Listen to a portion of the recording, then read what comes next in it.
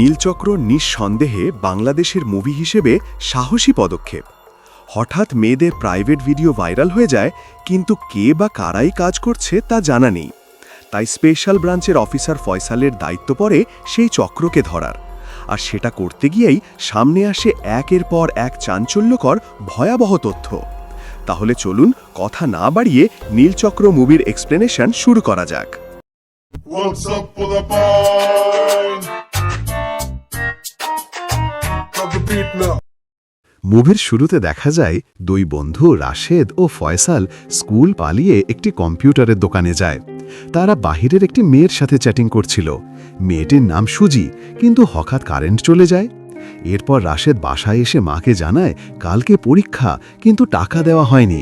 তখন তার মা টাকা দিয়ে পরীক্ষায় অংশগ্রহণ করতে বলে। কিছুদিন পর দেখা যায় রাশেদ ও ফয়সালকে। ফয়সাল রাশেদের হারমোনিয়াম বাজানোর ভিডিও করছিল। এরপর তারা আবার সেই কম্পিউটারের দোকানে যায়, দেখে সুজি অনেকক্ষণ যাবৎ অনলাইনে নেই। তাই ফয়সাল রাশেদকে জোর করতে থাকে এই সুযোগে তারা অন্য ভিডিও দেখবে। এরপর তারা সাইটে গিয়ে দেখে নতুন একটি ভিডিও রিসেন্টলি আপলোড হয়েছে। ভিডিও চালাতেই রাশেদের দম আটকে যায়, কারণ সেই ভিডিওতে ছিল তার নিজের মা। এটা দেখে রাশেদ পাগলের মতো ছুটে বাসায় ফিরে জানালা খুলে যা দেখে, তারপর থেকে তার পুরো জীবন পাল্টে যায়। কয়েক বছর পর দেখা যায় বাংলাদেশ পুলিশের ক্রাইম ব্রাঞ্চের একজন অফিসার ফয়সালকে। সে কোনো এক কারণে ব্রাঞ্চ থেকে সাসপেন্ড হয়েছে। কেন সাসপেন্ড হয়েছে সেটি সামনে জানা যাবে। মেয়েকে স্কুলে নিয়ে যাওয়ার সময় তার মেয়ে তাকে জিজ্ঞাসা করে, বাবা, আমড়া গাছের ডেকি কি? ফয়সাল বলে যেটি কোনো কাজে আসে না। তখনই দেখা যায় তাদের স্কুটিটি হঠাৎ দাঁড়িয়ে গিয়েছে। তার মেয়ে এটি দেখে বলে, এই স্কুটিটিও একটি আমড়া গাছের ডেকি। তাকে তখন কল দেয় স্পেশাল ব্রাঞ্চের হেড। তাকে ডিআইজি জানায় তাকে সে সাসপেন্ড করে তার উপকার করেছে, নয়তো মিডিয়া তার পিছনে পড়ে যেত। কারণ সে একজন অপরাধীকে খারাপভাবে টর্চার করার কারণে তাকে সাসপেন্ড করা হয়েছিল। এরপর তাকে একটি ফাইল দেখতে বলে, কিন্তু ফয়সাল সেটি নিতে চায় না। সেই হেড অফিসার বলে, তুই আমার কলেজের ছোট ভাই বলে তোকে সব সময় নানা ঝামেলা থেকে বের করে এনেছি, তাই বলে কি তুই এখানেও এমন করবি? সেই ফাইলে ফয়সাল দেখতে পায় একটি মেয়ে কিছুদিন আগে সুইসাইড করেছিল। কারণ ছিল মেয়েটির একটি প্রাইভেট ভিডিও ভাইরাল হয়েছিল, যার ফলে মেয়েটি সুইসাইড করে। সেখানে যায় ফয়সালের টিম। তখন মেয়েটির বাবা সামির বলে, একটি ছেলের প্রেমে পড়েছিল আমার মেয়ে। প্রেমের ফাঁদে পড়ে মেয়েটির একটি ভিডিও দিয়ে বারবার ব্ল্যাকমেল করতে থাকে এবং সেটি ছেড়ে দেয় অনলাইনে। তাই মেয়েটিকে নিয়ে পুলিশের কাছে গেলে কেউ আমাকে কোনো পাত্তা দেয়নি। মনে হচ্ছিল সবাই ভিডিও দেখতে দেখতে আমার মেয়ের দিকে তাকাচ্ছিল। আমি মামলাও করতে যাই, কিন্তু মামলা নেওয়া হয় না। তাই বিচার না পেয়ে আমার মেয়েটি নিজের বিচার নিজেই করে। এরপর দেখা যায় একটি 5 স্টার হোটেলে যেদিন ভিকটিম ও ছেলেটি হোটেলে সময় কাটিয়েছিল সেটির ফুটেজ পায় পুলিশের স্পেশাল ব্রাঞ্চ। তখন ফয়সাল খেয়াল করে সেই ছেলেটির পিঠে একটি ট্যাটু, যা একটু অন্যরকম। হয়তো কোনো পাহাড়ি অঞ্চলের সেটআপ। কে এই রকমের ট্যাটু করতে পারে সেটি খোঁজ নিতে বলে ফয়সাল। ফয়সালকে ডাকে ডিআইজি।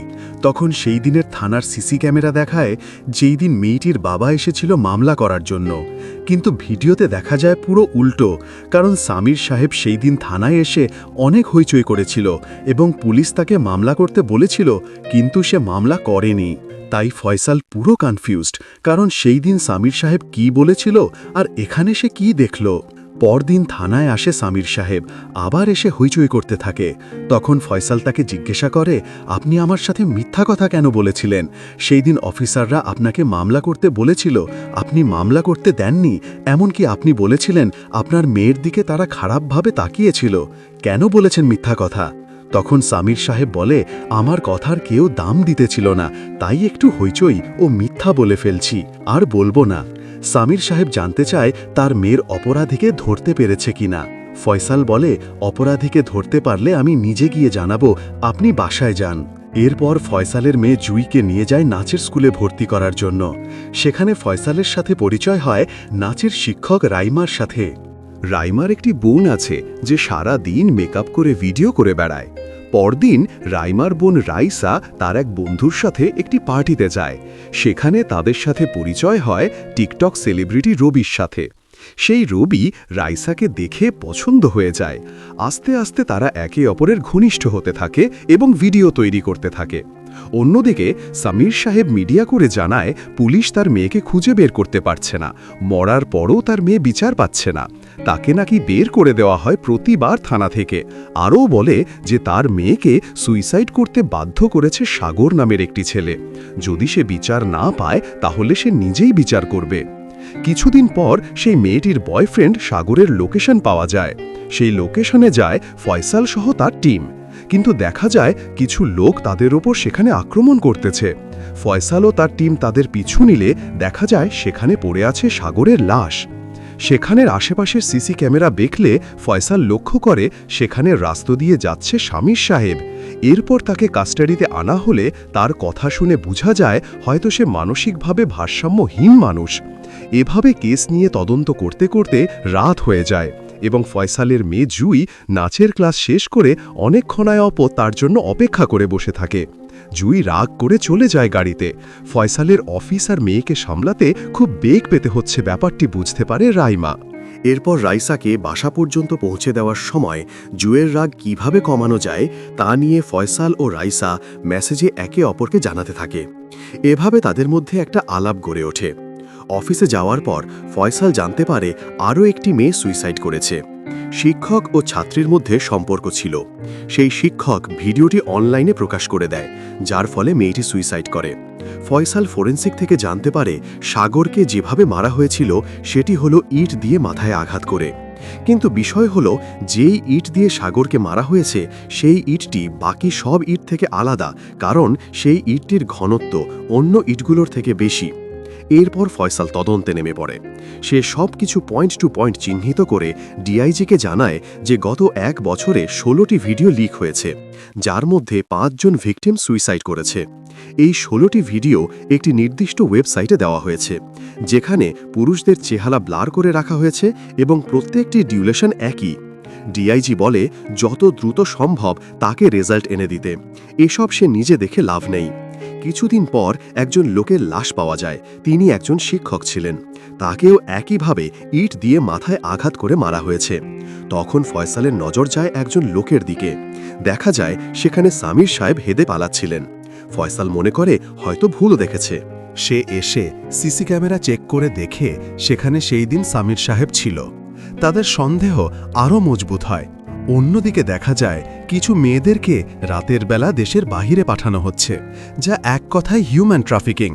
এরপর একদিন দেখা যায় লিমন ও রাইসা একটি হোটেলে সময় কাটাচ্ছে এবং অপরদিকে হিডেন ক্যামেরার সাহায্যে নজর রাখতেছে তাদের দিকে আরেকজন লোক। কিছুদিন পর রাইসাকে ডেকে আনে একজন লোক যার নাম জেক। সে প্রথমে রাইসাকে জানায় সে টিকটক ভিডিওতে ভালো ভিউ পাবে যদি সে ভালো একটি ফোন কিনতে পারে। রাইসা বলে টাকা ম্যানেজ হলে কিনবে। তখন জেক তাকে একটি অফার দেয় যে এই হোটেলে অনেক বড়লোক মানুষ আসে, যাদেরকে তুমি সময় দিলে তাদের থেকে অনেক টাকা ইনকাম করতে পারবে। রাইসা মানা করলে তাকে সেই দিনের রুমের ভিডিওটি দেখায় এবং তাকে ব্ল্যাকমেল করতে থাকে। রাইসা কান্না করতে থাকে। কিছুদিন পর রাইসার ভিডিওটি লিক হওয়ার পর ভাইরাল হয়ে যায়। ভিডিওটি রাইমার এক কর্মচারী গিয়ে তাকে দেখায়। সে প্রথমে ভবঙে পড়লেও সে তাড়াতাড়ি রওনা দেয় বাসায়। কিন্তু দেখা যায় রাইসা সুইসাইড করার জন্য প্রস্তুতি নিচ্ছে। রাইমা এসে রাইসাকে বাঁচায় এবং ঘটনাটি সঙ্গে সঙ্গে জানায় ফয়সালকে। ফয়সাল জানতে পারে রাইসার কার রিলেশন ছিল। সে লিমনকে নিয়ে এসে তার থেকে জানতে চায় ভিডিও লিক কে করেছে। সে বলে সে জানে না, তাই তার প্যান্টে আগুন ধরিয়ে দেয় একেবারে জায়গা মতো। সে পরে জানায় জেক এই ভিডিও ভাইরাল করেছে। ফয়সাল গিয়ে জেককে ধরে নিয়ে আনে এবং তাকে নানাভাবে টর্চার করতে থাকে। কিন্তু জেক বলে কোনো লাভ নেই, 1 ঘন্টার মধ্যে আমাকে ছেড়ে দিতে বাধ্য হবেন। তখন সেখানে আসে ডিআইজি। সে এসে জানায় ভিডিও যে ও লিক করেছে তার কোনো প্রমাণ নেই। তুমি শুধু জানে সে করেছে, কিন্তু এটা কোনো প্রমাণ নয়। চারদিক থেকে আমার কাছে ফোন আসতেছে জেককে ছেড়ে দেওয়ার জন্য। ফয়সালের কিছু করার থাকে না, জেককে ছেড়ে দিতে বাধ্য হয়। অন্যদিকে রাইসার সাথে হওয়া ঘটনাটির রেশ থেকে বের হতে পারতেছে না। একদিন রাতে সামির সাহেব বাসা থেকে বের হলে তার সামনে এসে দাঁড়ায় ফয়সাল। ফয়সাল বলে আপনার এই সকল কাজের জন্য আপনার মেয়ে মরে গিয়েও শান্তিতে নেই, তাই ভালো হবে যদি কিছু জানেন তাহলে আমাকে সত্যটা বলেন। সামির সাহেব বলে একদিন রাতে তার বাসার সামনে একটি চিঠি ও একটি সিম পায়। যার মাধ্যমে আমি সেই লোকের সাথে কথা বলতাম। সে আমাকে সেই সকল লোকদের নাম বলতো যারা অন্য কারো ভিডিও ভাইরাল করেছিল। আমি গিয়ে দেখতাম সেসব লোক আগে থেকেই মৃত, তাই ভয়ে ভয়ে সময় কাটাতে লাগলাম। ফয়সাল জানতে চায় সেই ব্যক্তির নাম কি। সামির সাহেব বলে তার নাম যিশু। ফয়সাল এই নামের কাউকে চিনে না, মনেও করতে পারতেছে না। অন্যদিকে দেখা যায় রাইসাকে নানাভাবে কথা ও ফ্যামিলি থেকে ইগনোর করা হচ্ছে। সে ডিপ্রেশনে চলে যায়। রাইমা তার নাচের স্কুলে এসে দেখে অনেক ছাত্রী কমে গিয়েছে। তখন সে জানতে পারে তার বোনের ভিডিও ভাইরাল হওয়ার পর থেকে যার যার গার্জিয়ানরা তাদের সন্তানদের আর এই নাচের স্কুলে পাঠাচ্ছে না। এরপর রাইমার কাছে একটি ফোন আসে। সেই ফোন রিসিভ করার সাথে সাথে তার পুরো দুনিয়া পাল্টে যায়, কারণ তার বোন রাইসা মারা গিয়েছে। রাইমা তখন একটি সাহসী পদক্ষেপ নেয়। সে লাইভে এসে তার বোনের সাথে হওয়া ঘটনা উল্লেখ করে এবং জানায় জেক নামের একজন লোক এই কাজের কারণে তার বোন এই পৃথিবীতে নেই। সারা দেশ থেকে জেককে আইনগত শাস্তি দেওয়ার ব্যবস্থা নিতে বলে। ফয়সাল যায় জেককে ধরার জন্য, কিন্তু এসে দেখে জেক মরে পড়ে আছে। তখন একজন লোককে ধরা হয়। তাকে মারার পর জানতে পারে একজন চশমা পরা লোক কম্পিউটারে কাজ করে, নাম জানা নেই। তখন সেই লোকের খোঁজ নেওয়া হয়, কিন্তু ফয়সালের মাথায় আসতেছে না কে সেই লোক হতে পারে যার নাম যিশু। সে ভাবতে ভাবতে বুঝতে পারে যিশু নামটিকে উল্টো করলে হয় সুজি।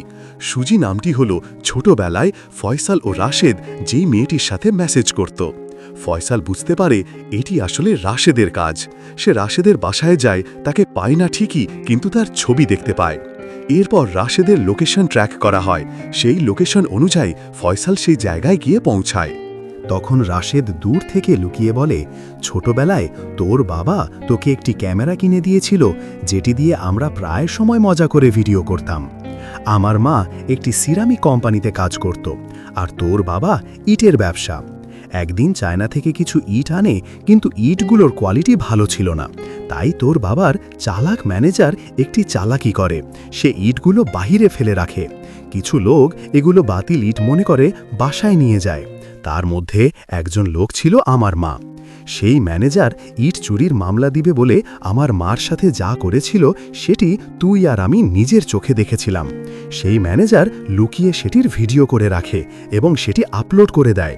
তুই জানলে অবাক হবি, সেই ম্যানেজার যেটি দিয়ে ভিডিও করেছিল সেটি তোর ক্যামেরা ছিল। তোর এই ক্যামেরার জন্য আমার দুনিয়া পুরো চেঞ্জ হয়ে যায়। আমি বাসায় গিয়ে দেখতে পাই আমার মা মারা গিয়েছে ফ্যানের সাথে ফাঁস দিয়ে। তাই আমি আগে সেই ম্যানেজারকে মেরে ফেলি। এরপর ফয়সালকে অজ্ঞান করে তার সামনে আসে রাশেদ। রাশেদ চরিত্রে কাজ করেছে কণ্ঠশিল্পী বালাম। রাশেদ এসে বলে, তোর জন্য আজকে আমার এই অবস্থা। আজ যদি তোর সেই ক্যামেরা না থাকতো তাহলে এই পরিস্থিতি হতো না। এটা বলে ফয়সালকে গুলি করে এবং একটি ইট এনে ফয়সালকে মারতে গেলে গুলি বের হয় এবং রাশেদ সেখানেই মারা যায়। এভাবে শেষ দেখার মাধ্যমে নিজেদের বন্ধুত্বের ইতি টানা হয় এবং এভাবেই শেষ হয় মুভিটি।